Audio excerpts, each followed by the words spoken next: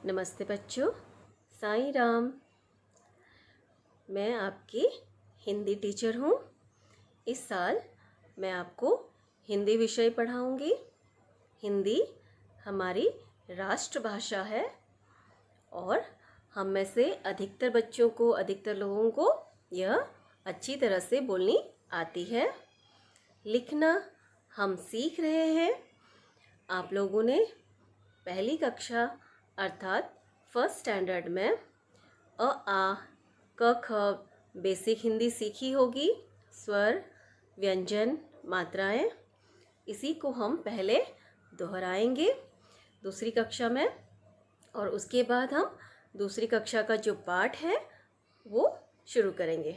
तो सबसे पहले बेसिक जो शुरुआत है वो करते हैं। आइए जानते हैं हमारी भाषा। यहाँ देखेंगे 2 चित्र आप लोगों के लिए लेकर आए हैं। पहला चित्र आप देखिए। कहाँ का चित्र है ये? लाइब्रेरी का, जहाँ पुस्तकें रखी है, बच्चे पढ़ रहे हैं और जो लाइब्रेरियन है वो उन्हें सांकेतिक भाषा अर्थात इशारे कर रहे हैं इस तरह से। इसका अर्थ होता है चुप रहना। तो वो इशारे कर कर बच्चों से क्या कह रहे हैं? चुप रहने के लिए। दूसरे चित्र में देखिए, इंजन है रेलगाड़ी का और जो गार्ड है वो उसे हरी झंडी दिखा रहे हैं। मुंह से कुछ कह रहे हैं? नहीं, वो सिर्फ इशारा कर रहे हैं, हरी झंडी दिखा रहे हैं। इसका मतलब होता है गाड़ी को जाने का संकेत करना, इशारा करना। तो इन दोनों चित्रों में कहीं पर भी किसी प्रकार की बातचीत नहीं है, सिर्फ इशारा है। तो ये बोली भाषा नहीं है, यह सिर्फ इशारा है।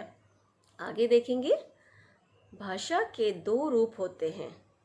भाषा के 2 रूप होते हैं। जो भी भाषा हम बोलते हैं उसके 2 रूप कौन से होते हैं? एक जो हम बोलते हैं उसे हम मौखिक भाषा कहते हैं। क्या कहते हैं? मौखिक भाषा, जिसे हम मुंह से कहते हैं। और दूसरी जो हम लिखते हैं उसे हम लिखित भाषा कहते हैं। भाषा के 2 रूप कौन से हैं? मौखिक भाषा और लिखित भाषा। यहाँ देखेंगे चित्र में माँ बेटे से मौखिक भाषा अर्थात बातें कर रही हैं। दूसरा, स्टूडेंट जो विद्यार्थी है वह बोर्ड पर लिख रहा है। तो लिखना अर्थात लिखित भाषा। देखिए, आइए शुरुआत करते हैं। लिखित भाषा में सबसे महत्वपूर्ण है स्वर और व्यंजन। स्वर देखिए, ये हम पहली कक्षा में सीख चुके हैं। इसे हम यहाँ पर दोहराएंगे। आप मेरे साथ दोहराएंगे। अ आ इ ई उ ऊ ऋ ए ऐ ओ औ अं अह। एक बार फिर से दोहराएंगे।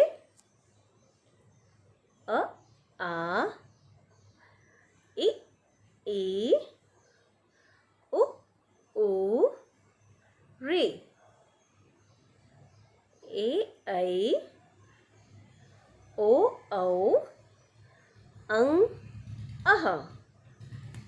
तो ये हमने स्वर सीखा, स्वर को दोहराया। आगे बढ़ेंगे। आइए आगे बढ़ते हैं।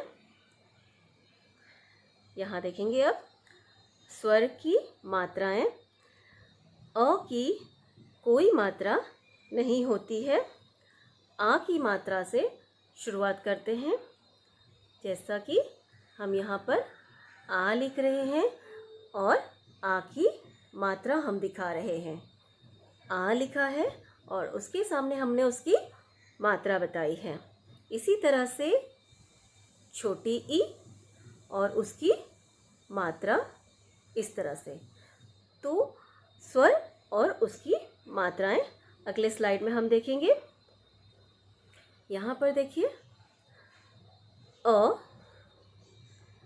की मात्रा नहीं है। आ की मात्रा यहाँ पर दिखाई हुई है। अगला छोटी ई, बड़ी ई की मात्रा, छोटी ऊ की मात्रा, बड़ी ऊ की मात्रा, री, ए की मात्रा, ऐ की मात्रा, ओ की मात्रा, औ की मात्रा। इस तरह से मात्राएं दिखाई हुई है और आगे इसे व्यंजन के साथ जोड़ करके बताया गया है, जो हम आपको आगे भी बताएंगे। यहाँ देखिए व्यंजन के साथ जोड़कर उसके शब्द बनाए हुए हैं। आगे बढ़ते हैं। पहले हम व्यंजन देख लेते हैं, फिर स्वर की मात्राएं और व्यंजन को जोड़ करके जो बनता है वो सीखेंगे।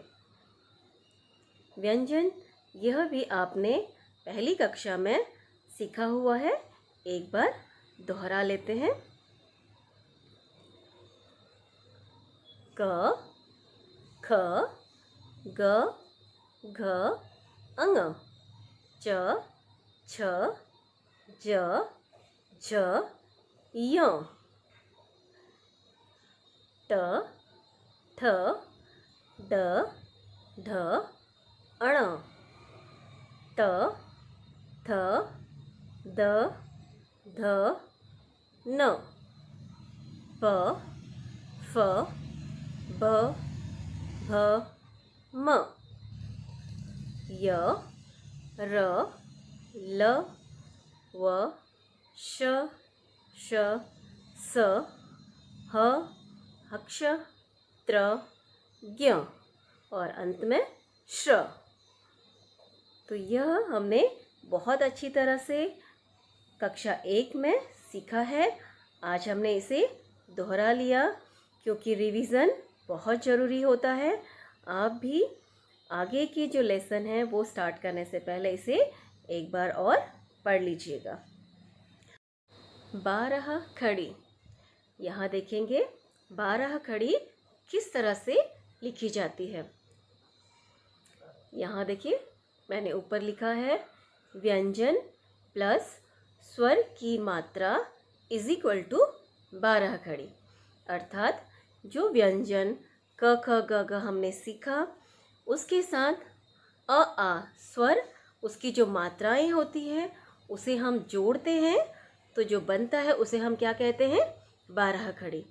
जैसा यहाँ पर उदाहरण देखिए, हम अगर यहाँ पर लिखते हैं क और उसमें हम जोड़ देते हैं आ की मात्रा, तो जो बन जाएगा वो अक्षर क्या कहलाएगा 12 खड़ी। ये हो गया का। क में हमने स्वर की मात्रा आ जोड़ दिया है और ये हो गया है का। क में आ की मात्रा इज इक्वल टू का। तो इसी तरह से हम 12 खड़ी लिखते हैं। हर प्रत्येक व्यंजन में एक एक स्वर की मात्रा जोड़ेंगे और 12 खड़ी तैयार करेंगे। क में आ की मात्रा का, क में छोटी ई की मात्रा की, क में बड़ी ई की मात्रा की, क में छोटी ऊ की मात्रा कु, क में बड़ी ऊ की मात्रा कु। इस तरह से हम 12 खड़ी लिखते हैं। यहाँ देखेंगे मैंने यहाँ क, ख और ग की 12 खड़ी लिखी है। यह आपने अपनी पुस्तक में लिखना है। नोटबुक में 5 नंबर नोटबुक जो हिंदी की बनाई गई है उसमें आपने 12 स्वर, व्यंजन और 12 खड़ी लिखनी है। हम आपको इसके नोट्स भेजेंगे। ओके, यहाँ देखेंगे क, का, की, कु, क्री, के, कई, को, कौ, कं, कह। अगला ख, ख खा, खी खी, खु खू, ख्री, खे खई, खो खौ, खं खह। अगला ग गा, गि गी, गु गू, ग्री, गे गई, गो गौ, गंग गह। तो ये थे हमारी 12 खड़ी। इसी प्रकार हमने सारी 12 खड़ी पूरी करनी है। ज्ञ तक के सारे 12 खड़ी लिखने हैं। आज की कक्षा में हम इतना ही सीखेंगे।